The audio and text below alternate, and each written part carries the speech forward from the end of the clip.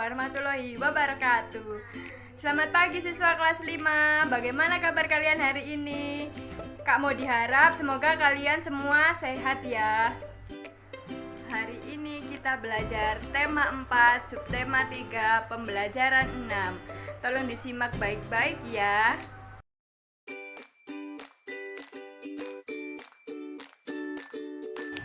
Banjir adalah kejadian di mana suatu daerah atau daratan yang biasanya kering menjadi terendam air.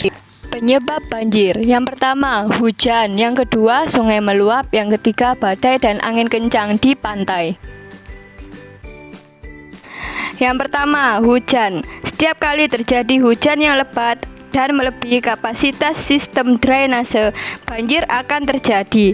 Terkadang hujan lebat dalam waktu relatif singkat dapat menyebabkan banjir. Yang kedua, sungai meluap. Sungai yang meluap dapat menyebabkan banjir.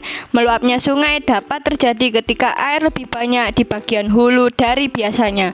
Saat air itu mengalir ke hilir menuju daratan rendah yang berdekatan, akan ada semburan dan air masuk ke daratan. Yang terakhir yaitu badai dan angin kencang di pantai. Air laut dapat terbawa angin kencang dan angin topan ke daratan pantai yang kering, lalu menyebabkan banjir.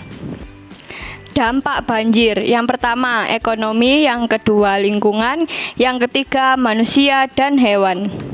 Pertama, dampak terhadap ekonomi. Selama terjadi banjir, terutama banjir bandang, jalan-jalan, jembatan, pertanian, rumah dan mobil hancur.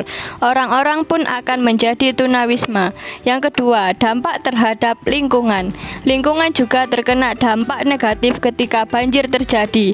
Bahan kimia dan zat berbahaya biasanya berakhir di air dan mencemari badan air yang akhirnya banjir. Yang ketiga, dampak terhadap manusia dan hewan. Banjir membawa banyak penyakit dan infeksi termasuk demam, wabah pneumonia, dermatopatia, dan disentri.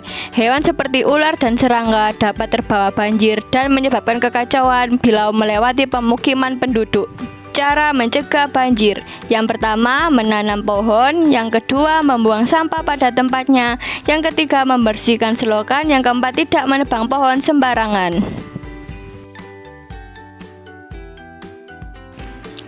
Tanggung jawab adalah kesadaran seseorang terhadap perbuatan maupun perilaku yang secara sengaja meskipun tidak sengaja memperlakukannya.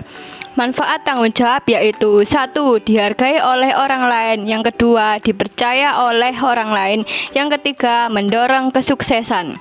Contoh tanggung jawab di lingkungan sekolah: yang pertama, melaksanakan dan menyelesaikan tugas dengan sungguh-sungguh; yang kedua, mematuhi tata tertib sekolah seperti menggunakan seragam dan masuk sekolah tepat waktu; yang ketiga, menjaga kebersihan sekolah seperti membuang sampah pada tempatnya. Akibat tidak melaksanakan tanggung jawab: yang pertama, dikucilkan oleh warga setempat maupun orang terdekatmu; yang kedua, tidak akan dihargai orang atas apa saja yang telah kamu lakukan; yang ketiga, tidak akan dianggap menjadi bagian dari warga pada lingkungan tempat tinggalmu.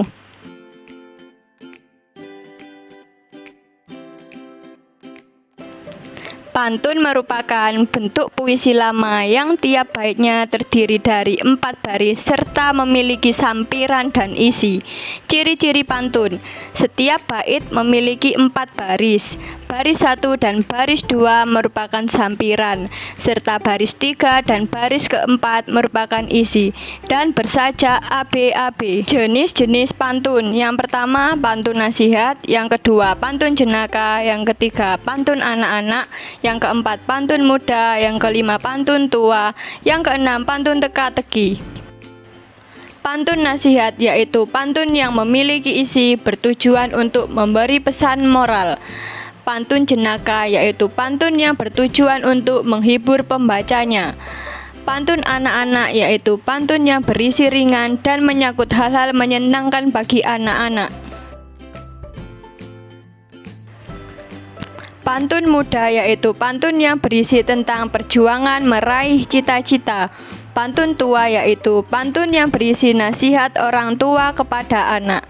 Pantun teka-teki yaitu pantun yang berisi tentang pertanyaan.